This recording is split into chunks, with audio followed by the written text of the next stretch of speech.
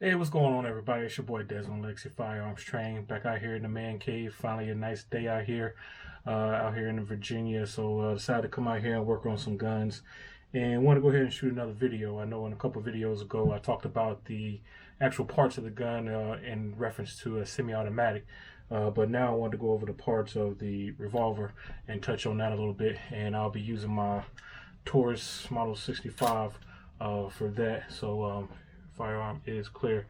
And what we're going to do, we're going to talk about this gun a little bit and also talk about how to grip the revolvers. Revolvers are a little bit different in how you actually grip them. You have some things you want to think about different in that you don't want to use your normal thumbs forward grip like you would do with your semi-automatic pistol. And I'm going to go into more detail about the grips in another video, how to get a proper grip, but I'm going to go ahead and cover the revolver while I have it out here. So stay tuned. We're going to take a look at the revolver and go over the parts of the revolver if it's something that you're thinking about getting, or add to the collection maybe for your first gun. But just I'm gonna give you some things to think about if that's what you decide to do. Stand by. So here we are with our revolver. Again, I'm using my Taurus 65. This is a 357 38 6-inch barrel. Firearm is clear. All right. So parts of the revolver. And the primary feature of the revolver compared to a semi-automatic pistol is the rotating cylinder. Every time you squeeze that trigger, that cylinder is going to rotate, lining up the chamber with the barrel so you can fire that next round. All right.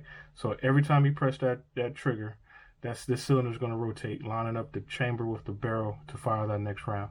So again, you have your same three main parts. You have your frame, you have your barrel, and your action. Your action is going to be different from platform to platform. Your action is your group of moving parts used to load, fire, and unload the gun. So those group of parts for my revolver, I have my trigger. So you have your trigger. You have your hammer. This is your hammer here. Your hammer falls and hits your firing pin in there. And then you have your hammer spur used to cock the gun. All right, you grip back here, cock the gun. And then you have your cylinder here. This is where your actual rounds go. And you have your cylinder release latch here.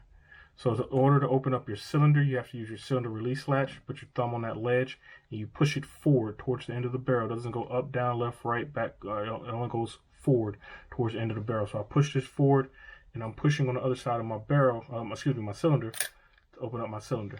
All right. Here, this is where I will load my rounds, however many I'm loading, and then close it back up when I'm ready to fire. Once I'm done firing, I open it back up, and I use my ejector rod. To eject those casings. All right, to eject those casings. So the purpose of the ejector rod is to punch out those casings because they're not gonna just naturally. Some of them will, some of them won't just naturally fall out once you took the firearm up. You know, you'll see some of them actually fall out, but some get stuck in there, and that's why you use your ejector rod. The reason being that casing is not going to be the same size as it was when it initially went in there. It's going to expand. Once that powder ignites, that casing is going to expand and push out that bullet, so it's not going to be the same size. So you use your ejector rod to get them all out simultaneously so you can load a lot faster. You want them all out at the same time, and then you can reload and get back into the fight if need be. All right. So there you have your parts of the revolver. So revolvers are really easy to load, but they can be difficult for new shooters to learn on because of that double action, single action trigger. That double action trigger is going to be very, very heavy for most people. That double action trigger is going to be very, very heavy for most people. And you want to be as accurate as possible. And most people, they start to shake pulling that trigger back, and your sights start to move. You don't want to get a revolver and start freaking slapping the trigger. All right? That's not what they're for, because your sights are going to move up and down, left, right, and everything like that. You want an accurate shot. You're going to have to take that time to squeeze that trigger straight back to the rear, keeping your sights still. And that's it can be pretty difficult for new shooters who haven't mastered their sight alignment, sight picture yet when trying to learn on the revolver. I always say learn on the semi-automatic first and then work your way to a revolver. But again, with anything, if you put the time into it and practice, you can get good at it if that's what you choose to use. Also, talking about the grip. So normally with your grip, with your semi-automatic pistol, you have your thumbs forward. So I use mine going to unload. Firearm is clear. All right, nothing in there. So normally if you're semi-automatic pistol, you have your thumbs forward, right? Thumbs forward. You don't really want to be, you're not going to be able to get that grip with a revolver, right?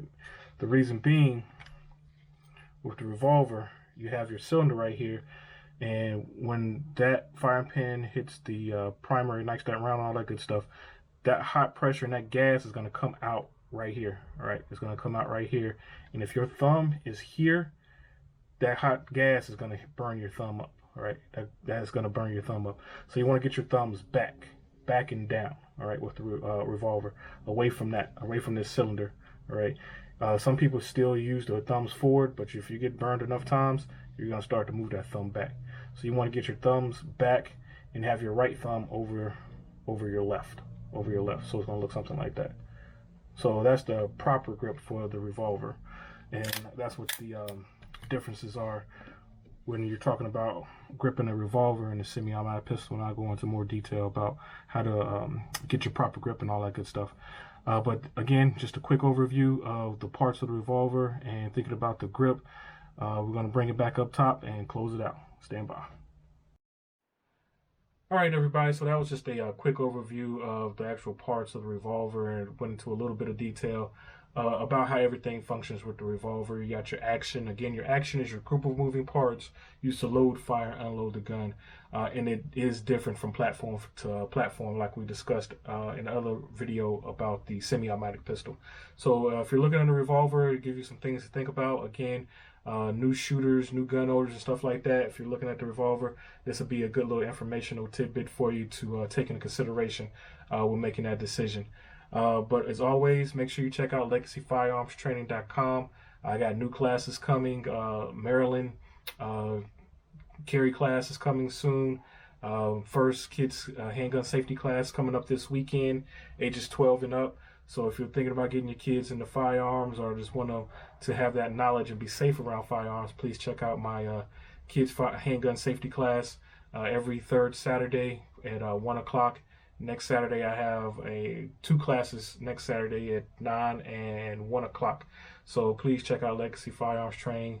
More great things to come, growth and gains 2020. I'm learning more so I can pass that knowledge on to everybody else. Hope everybody's doing okay. And as always, keep training, stay safe.